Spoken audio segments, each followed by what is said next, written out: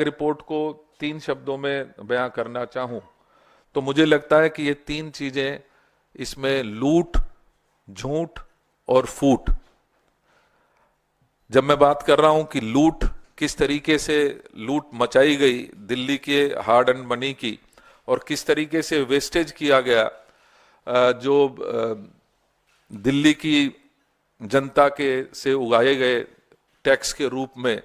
जो मनी थी उसको किस तरीके से लुटाया गया, वो हमारा और आपके सबके सामने है। उसमें सीधा सीधा कैग की रिपोर्ट में सामने आया कि 2002 करोड़ रुपए की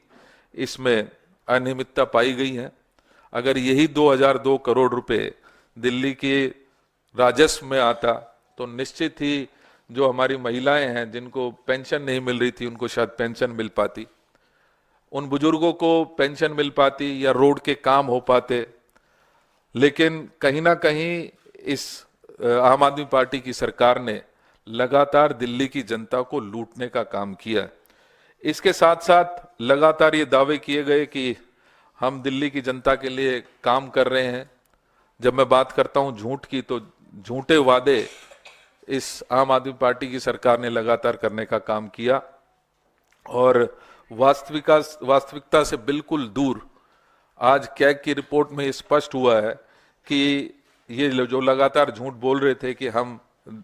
राजस्व बढ़ाने का काम कर रहे हैं, उसमें साफ तौर से 2002 करोड़ की जो ये लूट की झूठ है वो सबके सामने आई है। इसी प्रकार से अगर मैं बात करूं कि झूठ किस तरीके से उसको एक अमली जामा पहनाया गया, तो उसमें बहुत स्पष्ट रूप से जो विशेषज्ञ समिति की सिफारिशें थी उनको नजरअंदाज करते हुए इस लूट को अंजाम देने का काम आम आदमी पार्टी की सरकार ने किया है। इसके साथ साथ अब साफ तौर से नजर आता है जिस तरीके से इस पूरे प्रकरण को लगातार आपसी नोक झोंक में बीजेपी और आम आदमी पार्टी इस कैग की रिपोर्ट को सार्वजनिक होने के बाद चर्चा में लाने से जिस तरीके से बचने का काम कर रही है, ये आपसी फूट का नतीजा है, जिसकी वजह से आज कहीं ना कहीं हमें जो महसूस हो रहा है कि इस कैग की रिपोर्ट को विधानसभा के पटल पर रखने के पश्चात भी इसके ऊपर पूरी तरीके से चर्चा शायद नहीं हो पा रही है। कांग्रेस आज इस मौके पर 3 विशेष बात कहना चाहती है और कांग्रेस की ये मांगे भी हैं कि शराब घोटाले की जांच का दायरा व्यापक किया जाना चाहिए। और जब मैं व्यापक बात कर रहा हूं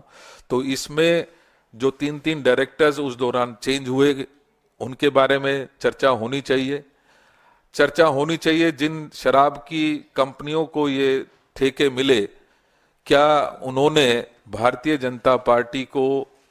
और आम आदमी पार्टी को जिस तरीके से इलेक्टोरल बॉन्ड्स में पैसे देने का काम किया है, उससे स्पष्ट ये झलकता है कि इनकी संलिप्तता पहले से बनी हुई थी। इसके साथ साथ भाजपा के खिलाफ कांग्रेस द्वारा दी गई लिखित शिकायत की भी जांच होनी चाहिए। मैं जैसे अभी आपको सामने रखा कि 5 सितंबर 2002 को तत्कालीन जो हमारे प्रदेश अध्यक्ष थे उनके नेतृत्व में जो हमारा डेलीगेशन कमिश्नर पुलिस से मिला था, उसमें हमने ये सबूत पेश किए थे कि किस तरीके से इलेक्टोरल बॉन्ड खरीद कर भारतीय जनता पार्टी और आम आदमी पार्टी को फायदा पहुंचाया जा रहा है। उसके ऊपर किसी भी प्रकार की कोई जांच आज तक आगे नहीं बढ़ पाई है। तो हम ये चाहेंगे कि वो जांच इस प्रकरण की जांच व्यापक रूप से हो, जिसमें किस तरीके से डायरेक्टर्स चेंज हुए, किन परिस्थितियों में चेंज हुए, किसने अलाउ किया नॉन कन्फर्मिंग एरियाज में ये ठेके खोलने का, वो सारी चीजें मुझे लगता है कि एक व्यापक जांच की जरूरत इस पूरे प्रकरण में बहुत जरूरी है। इसके साथ साथ शराब घोटाले पर बोले जा रहे झूठ को उजागर करने के लिए हम ये मांग करते हैं कि सार्वजनिक मंच पर, क्योंकि हमें ये महसूस होता है कि ये आपसी नूरा कुश्ती अभी भी लगातार जारी है। जिस तरीके से इस कैग की रिपोर्ट को टेबल करने के पश्चात भी उसको चर्चा में नहीं लाए जाने से बचते हुए, क्योंकि ये दोनों पार्टियां दिख रही हैं, लिहाजा हम ये चाहेंगे कि इसको सार्वजनिक मंच पर, खुले मंच पर इसकी चर्चा की जानी चाहिए, ताकि दिल्ली की जनता को उसको लूटने का जो पूरा प्रकरण ये है उसको उजागर किया जा सके, और दिल्ली की जनता को सच्चाई, जो दूध है वो दूध और पानी का पानी, उनके सामने होना चाहिए।